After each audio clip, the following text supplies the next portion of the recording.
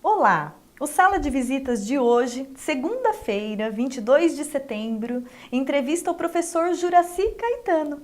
Ele foi vereador por apenas um mandato, entre 1997 a 2000. Mas já foi candidato a prefeito pelo Partido dos Trabalhadores no ano de 1992. Depois trocou de partido e agora é o presidente do PSB na cidade. Sociólogo de formação, dizem que o professor Juracy gosta muito de estudar e saber cada vez mais sobre as leis. Vamos ver como o professor Juracy avalia o que ocorreu com a educação nos últimos anos no nosso país e como ele está vendo hoje a política do Brasil. Boa tarde, professor Juracy. Seja bem-vindo aqui ao Sala de Visitas, o programa da TV Câmara Valinhos. Boa tarde. Obrigado pelo convite, né? Estou à disposição para as suas perguntas. E é isso mesmo? Você sempre gostou de lei, sempre estudou a fundo a legislação aqui da cidade, do país? Como que é essa relação? Sempre gostar de lei é parte do meu ofício, né? Aliás, parte fundamental, né? Quer dizer, a minha vida toda foi em cima dos livros, né? Estudando, me aprofundando naquilo que podia, dentro das minhas possibilidades, né? Que sempre tive. Às vezes não, às vezes sim, mas sempre foi, né, com base numa vida, digamos assim, intelectual, né? Você é sociólogo e fez mais o que na sua carreira? Eu estudei urbanismo, né? Eu frequentei um curso de pós-graduação na PUC de Campinas, na área de urbanismo, né? Concluí o curso em si, né? Mas depois eu não dei prosseguimento em função de falta de tempo, combinar trabalho com estudo é uma questão muito difícil, né? Ainda mais a gente depois de uma certa idade, a coisa fica mais complicada a esse respeito, né? E onde você lecionou ou ainda leciona? Olha, eu lecionei em várias escolas estaduais de Valinhos, né? Quase em todas as escolas de Valinhos. Lecionei em Vinhedo também, em escola estadual e também em escola particular em Vinhedo. Depois, também dei aula em escola particular de Valinhos, no caso da ex-escola de comércio, né? E dei aula também há alguns anos em faculdade, né? Na área de sociologia do direito, na área de administração, né?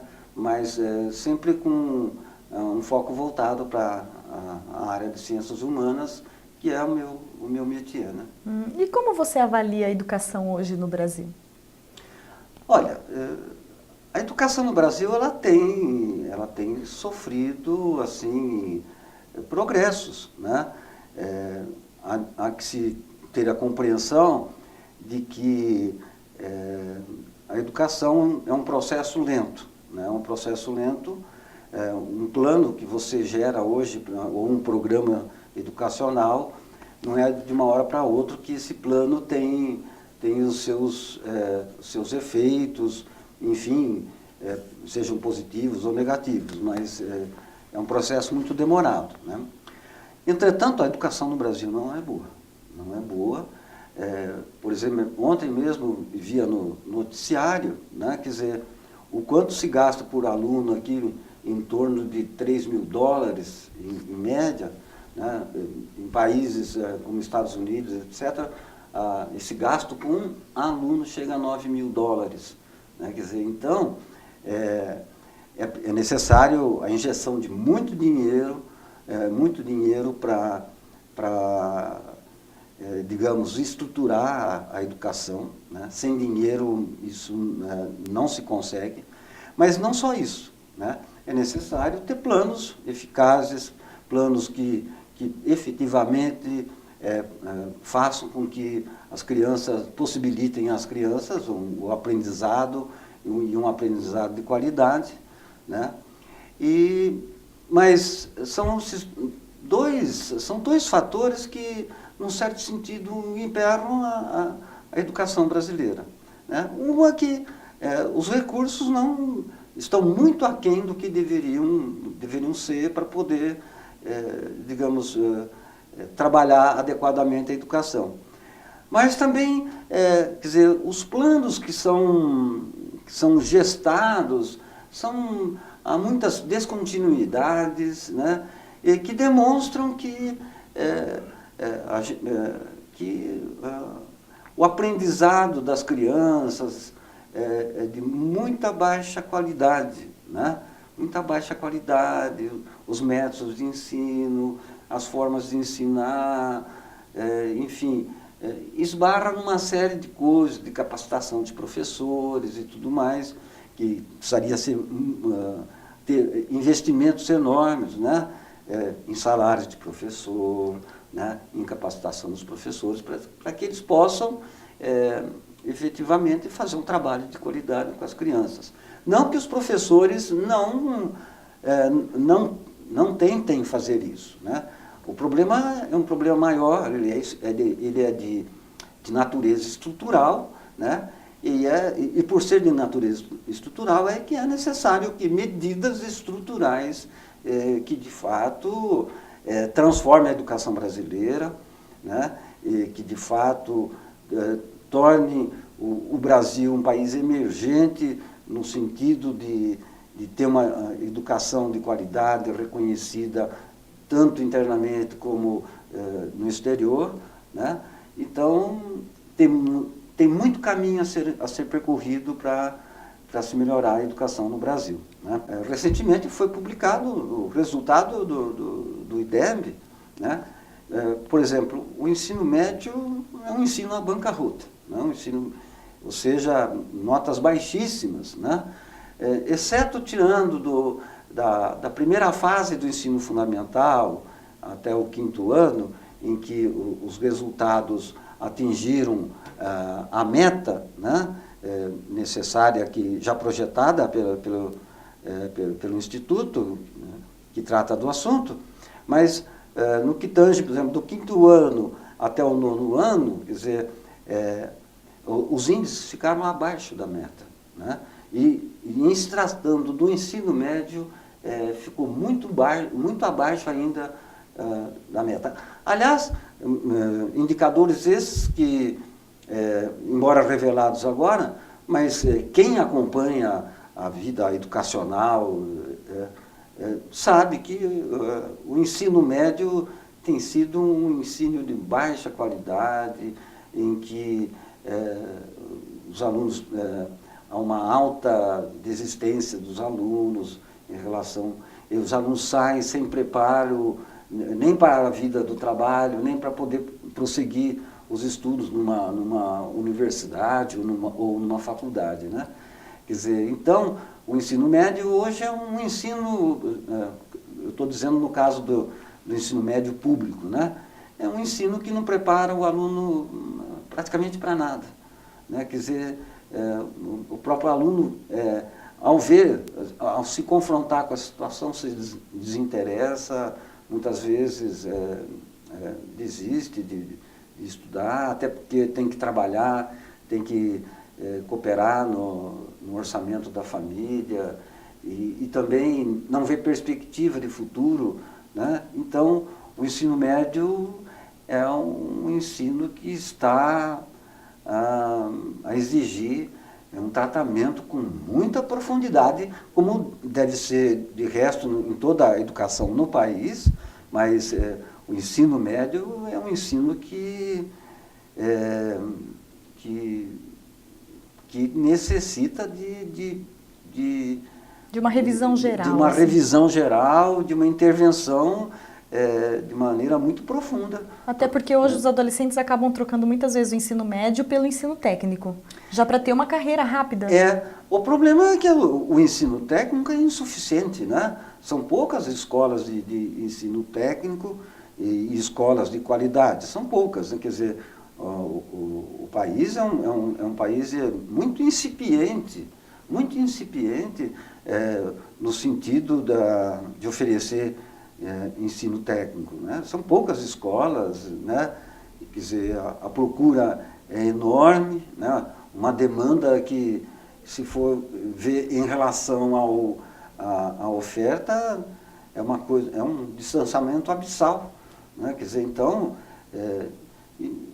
muitos de escolas de ensino médio, de ensino técnico, também são poucas as que têm qualidade efetiva, nesse sentido, que preparam de fato para a realidade produtiva do mundo de hoje, né?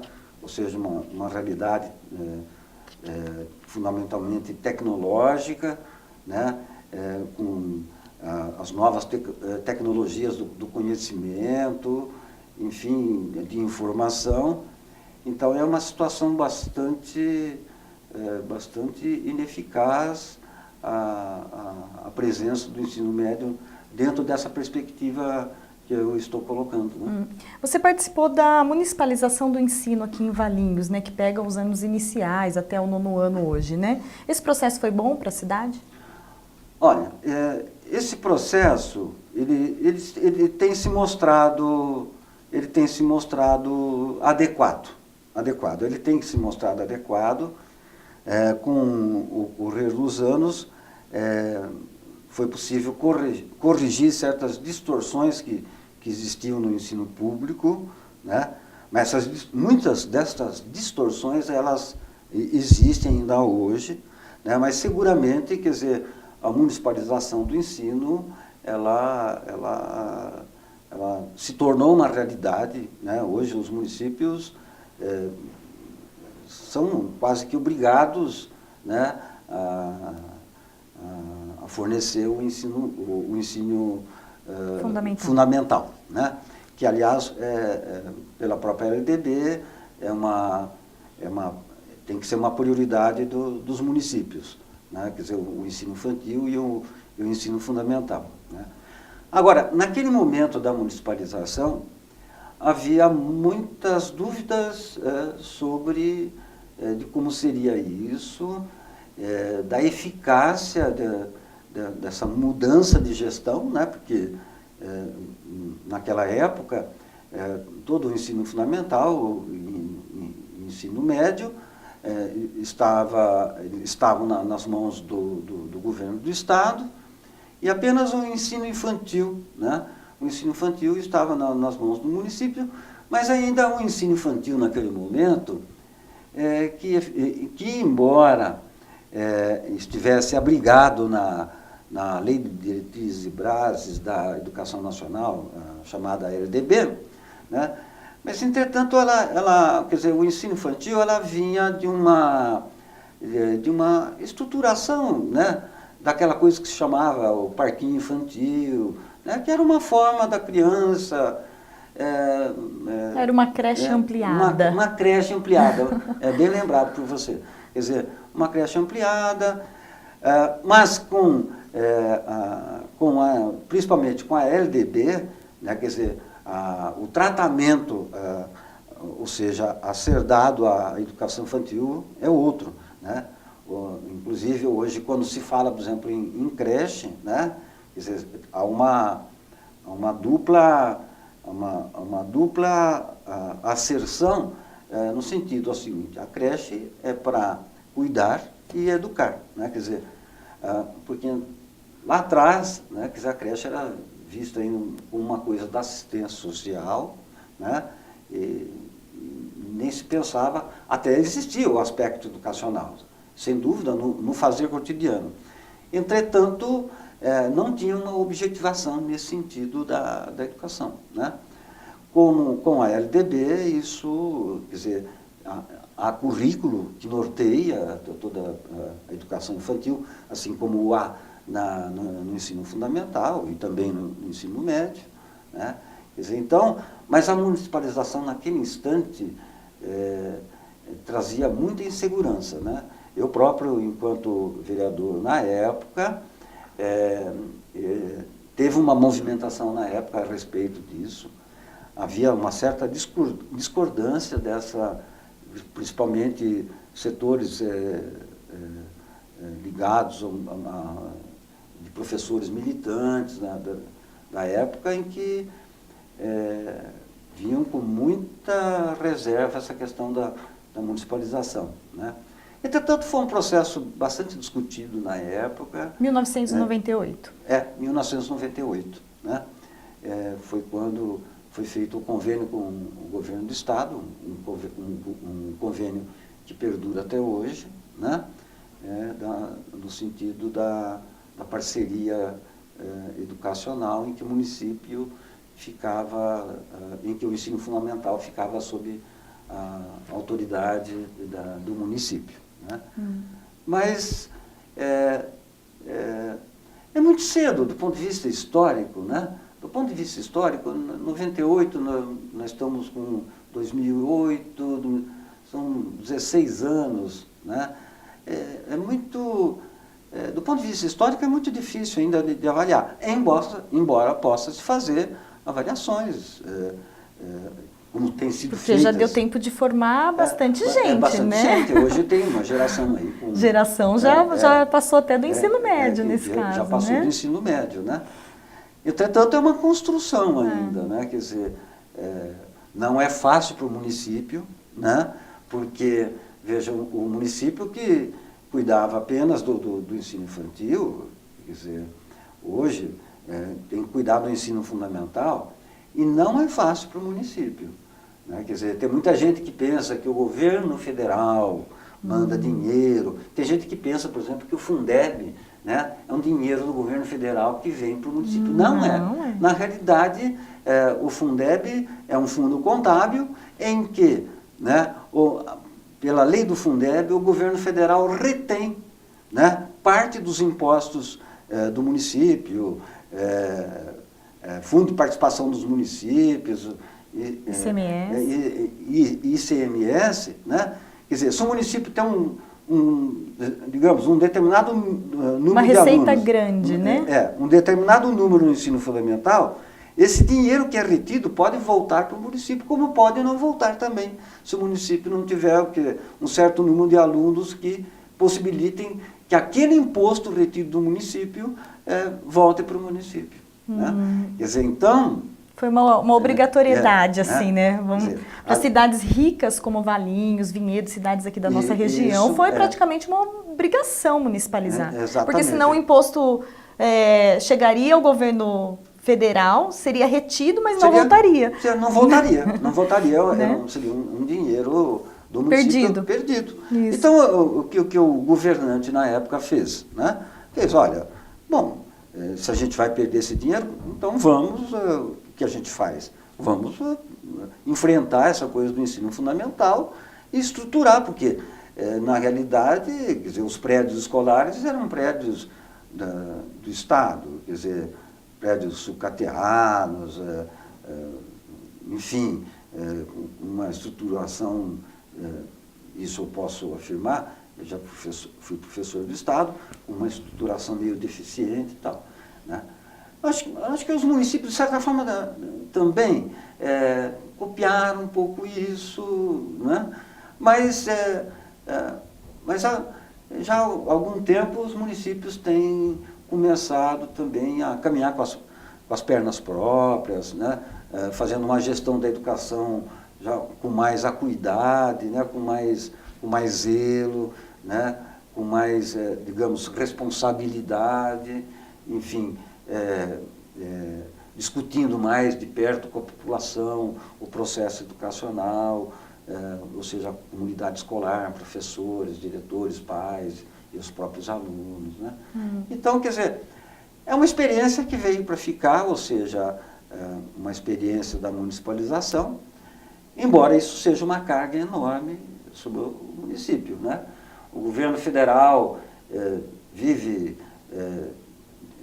dizendo, né, que tem investido em educação, mas que, na prática, né, eu que vivo isso, trabalho com isso, né, eu fico vendo, mas no quê? Né, que o governo federal está investindo efetivamente na educação, no aspecto, por exemplo, da alfabetização, no aspecto de aprofundamento, das condições materiais, né, para as escolas, etc. Há programas. Sim, o Ciência Sem Fronteira, por exemplo. Eu tenho um irmão que está nos Estados Unidos pelo Ciência Sem Fronteira. Há alguma coisa, assim, né? Sim. Mas essa alguma coisa é bastante insuficiente. Perto da arrecadação de impostos, né? E também o número populacional que nós temos, né? E que se servem da escola pública, né? Para poder ter a sua educação. Né? Então vamos falar um pouquinho agora de política. Por que o senhor entrou para a política? Olha, é interessante essa pergunta porque eu comecei... na realidade, a gente começou a fazer política, era a época da ditadura militar, né? Quer dizer, era preciso, digamos assim, reagir, né, àquela situação. Né? E reagir àquela situação, a reação ela é política.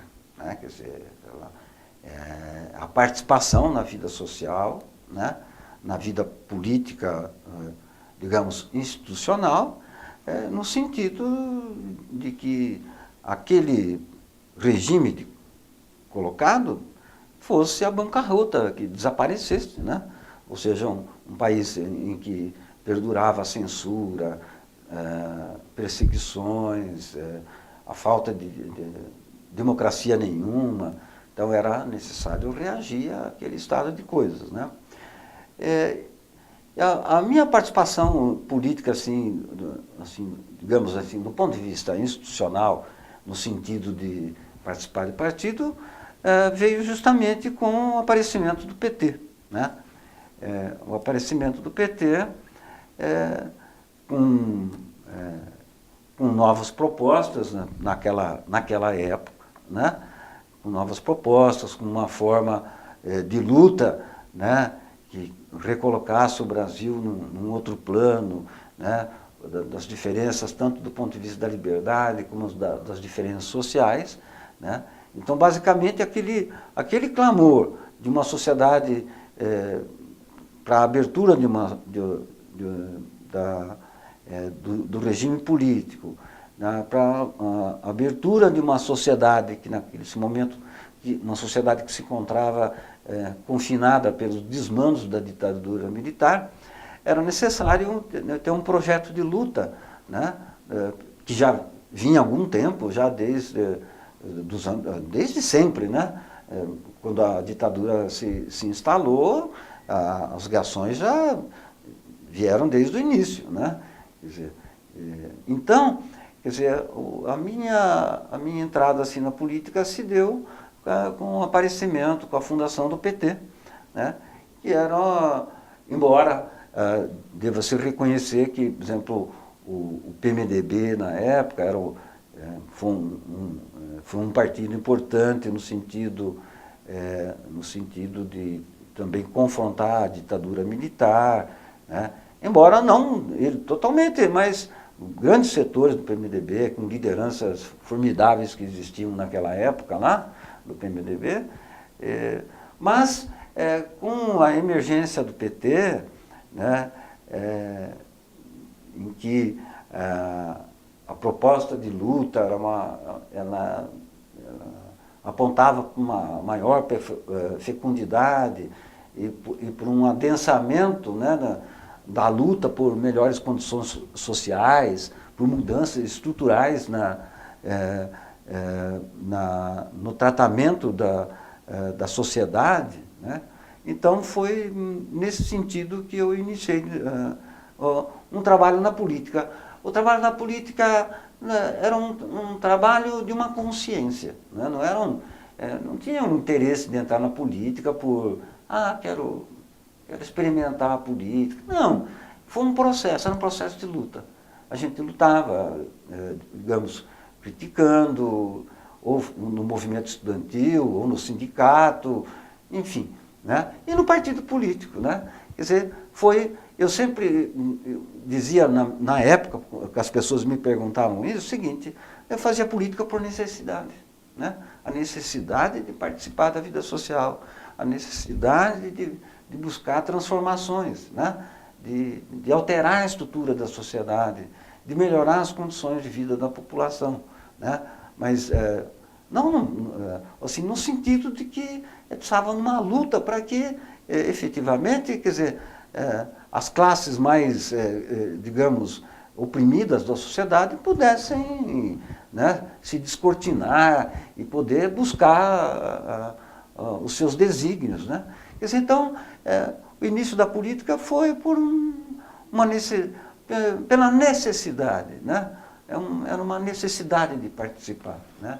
Não tinha a finalidade de ter, eu pelo menos, né? Cargo, salário, essas coisas que vêm, né? Cargo eletivo, salário, essas coisas. Não tinha essa perspectiva, como não tenho até hoje, né? Eu fui vereador, tudo, mas nunca tive essa perspectiva de interesses, etc. Tal, né? Era conscientizar mesmo, né? Fazer a população pensar, ajudar a população a pensar. E aí, por isso que em 92, então, você foi candidato a prefeito aqui de Valinhos. Foi, porque desde o início dos anos 80, né, que eu estava afiliado ao PT, né? Logo que nasceu o PT, eu me filiei ao partido, né?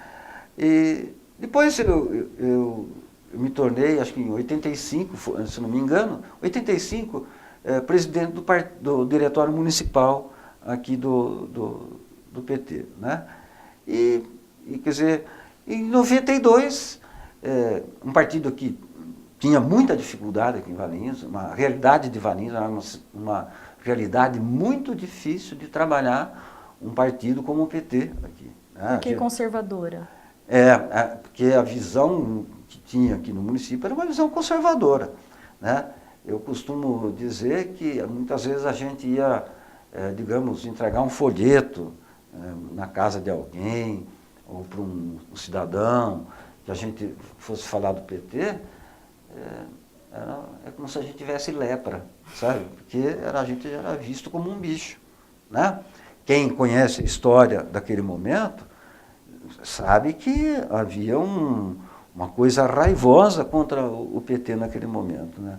Aquele PT que eu adorava, né? E que não dá mais... Bom, essa é uma outra situação, né? E vereador, que você se recorda da época que você ocupou uma cadeira aqui na Câmara de 97 a 2000? Olha, veja, pensando a questão, por exemplo, eu fui eleito candidato a vereador, né?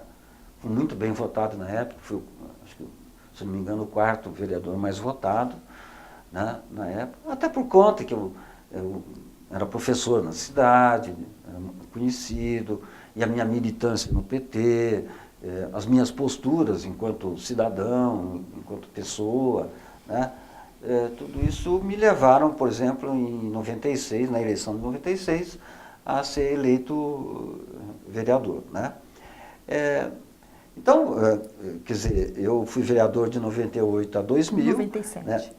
Desculpe, de 97 a 2000, era a minha primeira experiência do ponto de vista efetivamente institucional, ou seja, tendo um cargo eletivo, né? Quer dizer, então, aquilo para mim era uma construção, né? A minha pergunta era a seguinte: como se constrói um mandato, né? Você tem um mandato, e como que você constrói? De que forma que você vai realizar esse mandato? Era preciso... Eu sempre me orientei por teorias, até pela origem dos meus estudos, né? Quer dizer, eu sempre me orientei por teoria, por formas de pensar, por formas de teorias de olhar para a vida social, né? E eu procurei realizar meu trabalho como vereador distante daquelas formas tradicionais, do clientelismo, do troca-troca nas coisas, sabe? Eu faço isso, você me dá aquilo, né? De um relacionamento promíscuo com o eleitor. Eu nunca aceitei isso aí, né? Em que o eleitor vem e pede coisas para você, então para garantir o voto do eleitor, você enfim. Não diz não. Né? Então, eu fiz um mandato em que, com todo o cuidado de não ter promiscuidade, seja com o eleitor, seja com o poder. Né? Por exemplo, a minha relação com o executivo era de um homem do legislativo, né, que sabia de fato sua função, que é a função de apreciar com envergadura os projetos de lei, né, e também de fiscalizar o poder executivo, que é a função fundamental do poder legislativo. Embora uma outra função do poder legislativo seja, tenha capacidade de fazer leis, mas não nos enganemos. Né? Num município, né, dificilmente você consegue fazer um projeto de lei em que você, diferentemente do que pode haver no Senado ou na Câmara Federal, por exemplo, reforma tributária, reforma da Previdência, enfim, quer dizer, reforma política, etc.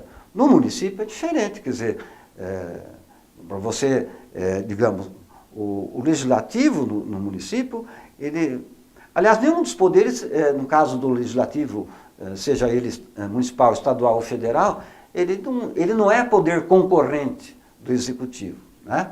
Tem coisas que ele pode fazer e tem coisas que são próprias do executivo. Mas principalmente no município é isso. O município é residual, né? A competência é residual. Competência residual, como você está colocando. Né? E o relacionamento com o ex-prefeito Vittorio Antoniazzi? Como era a Câmara e o relacionamento com o Executivo daquela época? Olha, aquela Câmara, aquela legislatura, foi uma legislatura boa, viu? Bons vereadores, havia um debate bom, excelente, saudável, né? De contribuir com o poder executivo. As pessoas falam até hoje, olha, dá saudade, vereadores da época, dá saudade daquela Câmara lá, né? Porque os projetos eram bem debatidos, a Câmara funcionava de maneira bastante democrática, né? Eu próprio posso afiançar isso pelas minhas posições que eu tinha na época, né? Em geral, bastante diferentes de outras propostas, etc. Né? Mas foi uma legislatura interessante. Né? Interessante. E o relacionamento com o Executivo era um relacionamento bom, né? Respeitoso. Né? Um Executivo, na época, que aceitava as observações, que se propunha a esclarecer sobre os projetos que eram enviados à Câmara. Né? Por exemplo, eu fui naquela época, num biênio, eu fazia parte da Comissão de Justiça e Redação. Né? E muitas vezes a minha intervenção dentro dessa comissão foi importante para clarear um projeto, para modificar parte do projeto, em que, digamos, a área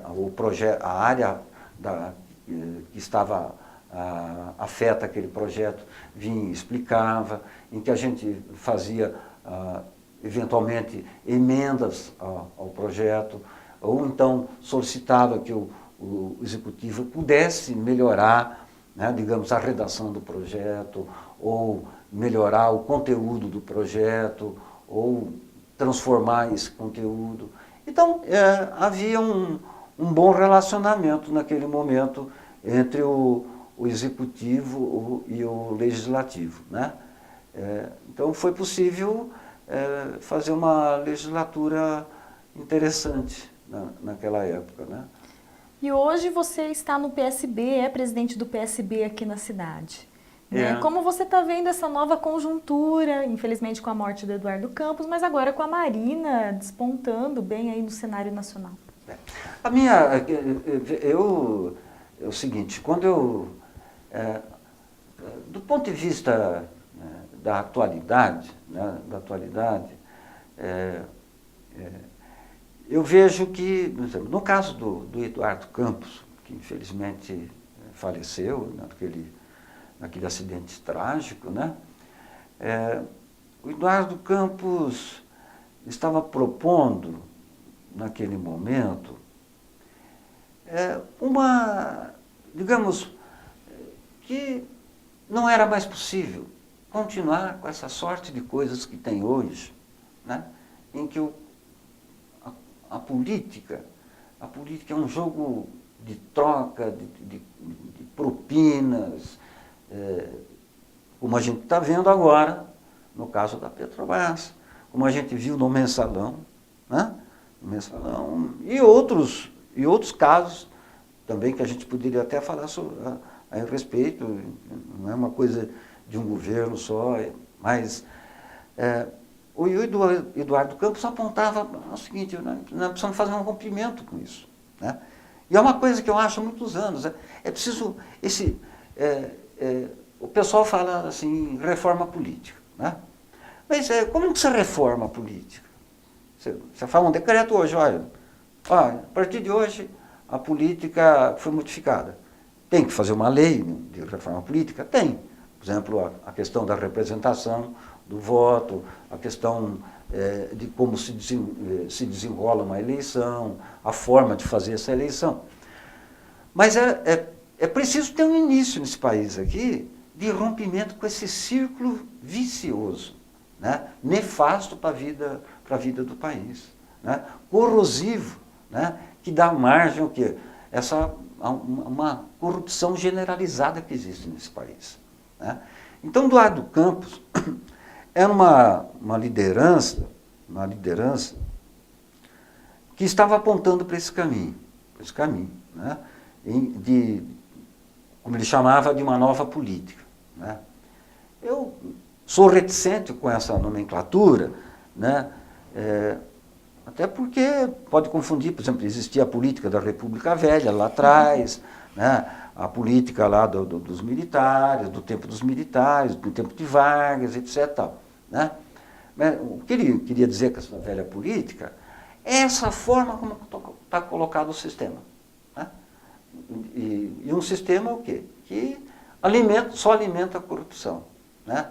Em que os recursos, né, oriundos, que é dos impostos da população, são mal utilizados, né, são canalizados para coisas, desonestas, né, e esses recursos não voltam para a população, né? Mas por quê? Porque a forma das decisões políticas, a forma de encaminhamento, né, das decisões políticas, estão viciadas, né, nessa relação entre executivo e legislativo, e também que não escapa o judiciário, que também tem o judiciário precisa também de muito aperfeiçoamento nesse país aqui, né? Teve os dados recentes, melhoraram, digamos, um pouco a fachada do judiciário, mas, entanto, a questão ainda é muito mais profunda de modificação do judiciário. Agora... Estamos em crise existencial, então? Estamos em crise existencial? Não, eu acho que... isso pode levar, digamos, a uma pessoa que pode levar à crise existencial, sim, né, no sentido de que... Os três poderes precisam... remodelados? O que há é uma crise, né, por exemplo, de valores, né, digamos, políticos, né, de valores de exercício da política, né? Isso é uma crise profunda, né, e que ela precisa ser modificada e tem que se modificar. Logo, até porque, né, não é porque eu estou dizendo, a sociedade está dizendo isso aí, né? Eu sinto isso, há muito tempo eu sinto isso, né? Infelizmente, eu achava que o primeiro partido a que me filiei pudesse ter feito isso, não fez. Não fez e está aí para todo mundo ver o que está acontecendo, né? E agora com a Marina você acha que tem uma nova perspectiva, né? Só concluindo o seu raciocínio com relação ao Eduardo Campos. Eu tenho arriscado em algumas discussões com amigos meus, com pessoas, o seguinte: eu estou em busca hoje da incerteza, né? E por isso, né, por exemplo, eu conheço o trabalho da Marina, conheço a vida dela, a vida de militância dela, né, sempre acompanhei, né? Quer dizer, uma pessoa de extremo valor político, né? Pessoal nem se diga, né? mas uma pessoa de extremo valor político, né? Agora, as críticas que são tecidas à Marina, né? Mas com quem ela vai governar? Bom, se for para governar desse jeito, então não precisa mudar. Bom, tem lá o Congresso, né? Tem lá o Executivo, o que se faz? Bom, a gente compra aqui, compra ali, o deputado, né? Desvia dinheiro, porque é isso que tem sido feito. Que raio de Congresso é esse? Né? Um Congresso que de fato não legisla, né? Embora tenha muita gente de valor na Câmara dos Deputados, no Senado. E tem. Gente que entende das coisas, que entende do país, né? Mas, em geral, essa relação, né, nacional do Executivo com o Legislativo é eminentemente promíscua, né? Promíscua e está à farta de quem quiser ver, quem que vê o noticiário, que lê jornal, enfim, que se interessa pela vida do país, né? Os exemplos de promiscuidade que existem, os dados existentes, com números e tudo mais, né? Haja vista a questão da Petrobras hoje, que envolve por volta aqui de 10 bilhões de dólares, né? Desviados para saborear o desejo dos propineiros. Né? O que a Marina propõe? Ela propõe, e aquilo que o Eduardo propunha, né? Propunha. Ou seja, buscar o quê? Buscar um caminho de rompimento com isso. É fácil? Não é fácil, é extremamente difícil, né? Dependendo da coisa, né? Pode chegar até a ser impossível, né? Mas precisa ser feito, né? É isso que Eduardo apontava, e a Marina já na eleição passada, em que ela obteve quase 20 milhões de votos, né? Por volta de 20, alguma coisa assim, milhões de votos, ela já apontava para isso, né? E o Eduardo, como uma liderança que foi mais recente, né? Uma pessoa que de repente começou a apontar também, como tem muitos setores aí que já apontam. E quem aponta mais sobre isso tudo?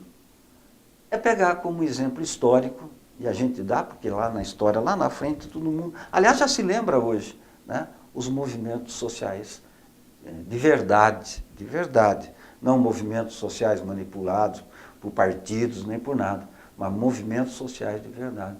As pessoas não querem mais isso aí. Não, as pessoas elas sentem o seguinte: olha, eu pago imposto e não recebo o serviço relativo a esse dinheiro que eu pago de imposto, né?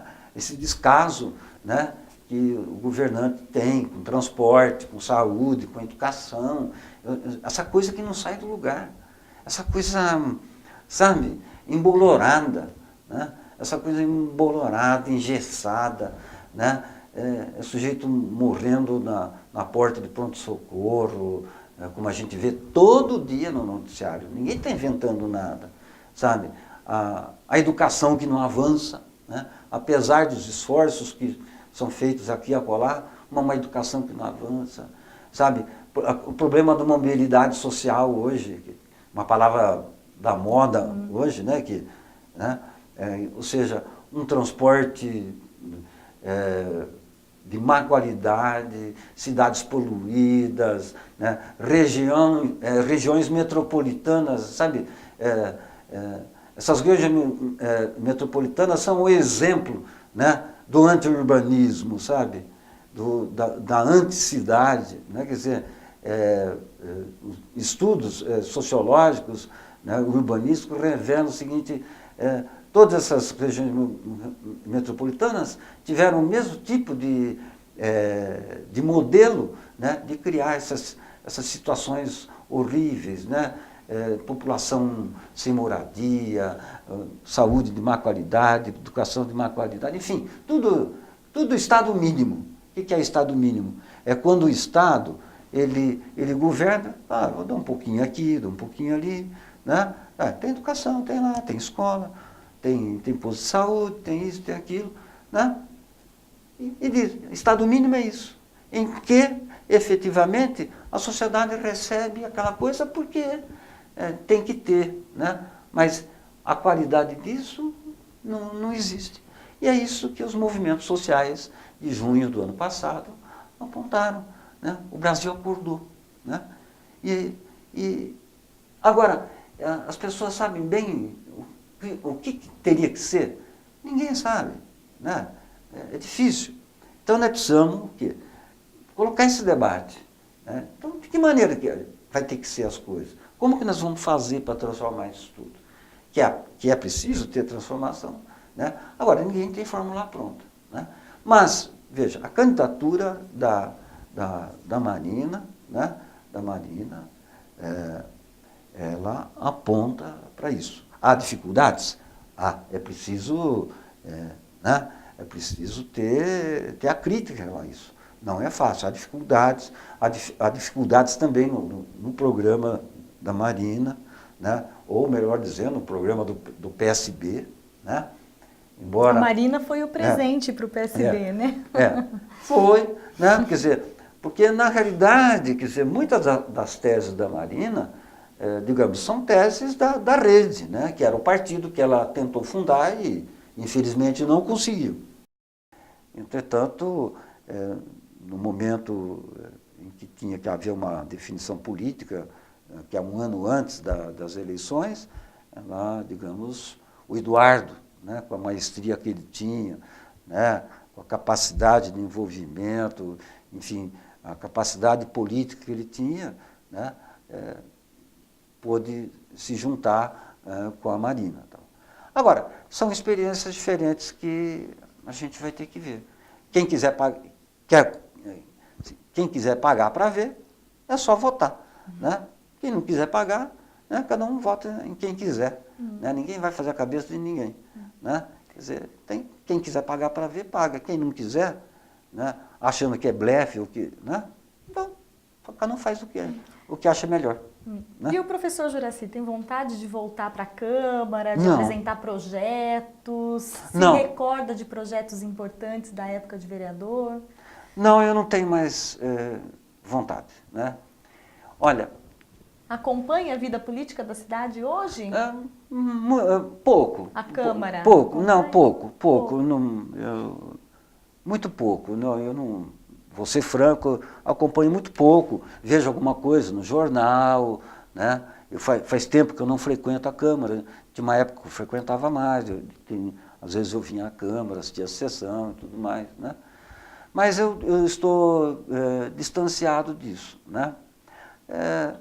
Mas até 2008, é uma coisa curiosa, sabe?